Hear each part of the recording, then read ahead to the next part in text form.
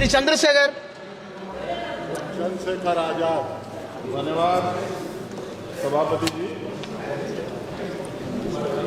आज हम संविधान की गौरवशाली यात्रा पे जो 75 साल की बात कर रहे हैं, ये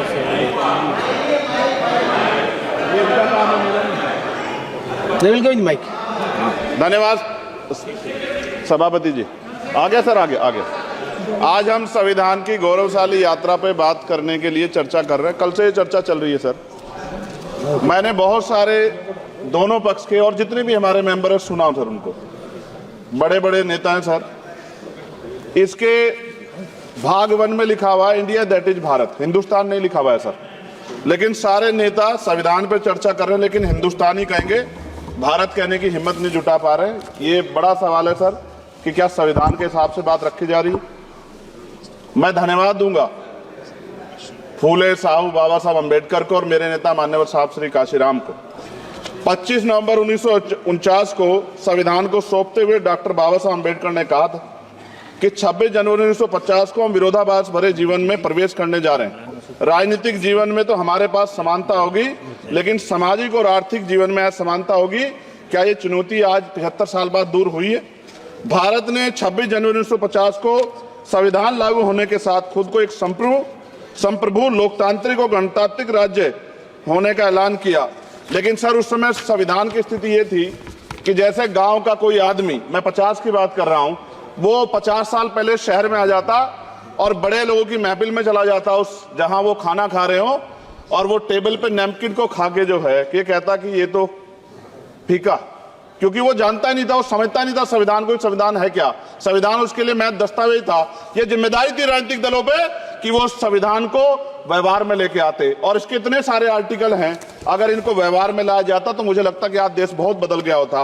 बाबा साहब ने कहा था कि लोकतंत्र भारतीय भूमि का केवल ऊपरी पोशाक है, उनके अनुसार यहाँ की संस्कृति अनिवार्य तौर पर लोकतांत्रिक है।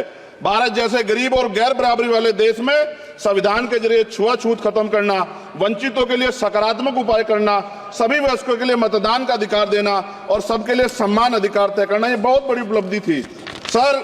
ये संविधान है कि आप वहां बैठे हैं और मैं यहाँ खड़ा होकर अपनी बात रख रहा हूं, और इस देश में आदिवासी महिला के तौर पे जो है राष्ट्रपति बनी है, और प्राइम मिनिस्टर तो नहीं बना, लेकिन शेड्यूल कास्ट के बड़े नेताओं को भी जो है राष्ट्रपति बनने का मौका मिला। इस संविधान की देन, अगर वोट हम पे नहीं होता तो शायद अमीर और जो राजा महाराजा खुद को मानते हैं हमारी गलियों तक नहीं आ पाते, हमारे हाल नहीं जान पाते।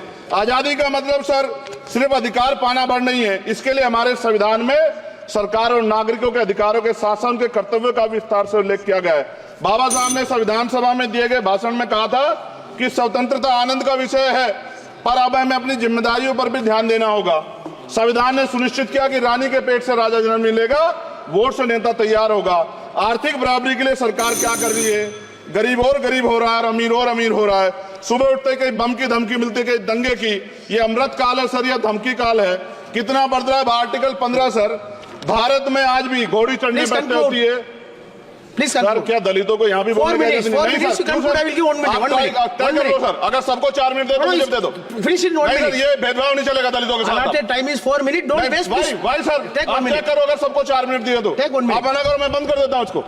क्या दलितों को सबसे आखिरी में नंबर मिलेगा और बोलने का मौका मिलेगा? क्या मजाक कर रहे हैं सर आप? नो, ये all independent people are having only 4 minutes. You take sir. Independent में अपनी पार्टी का मेंबर हूँ सर, और जीत के आया हूँ सर, किसी की दया में नहीं आया।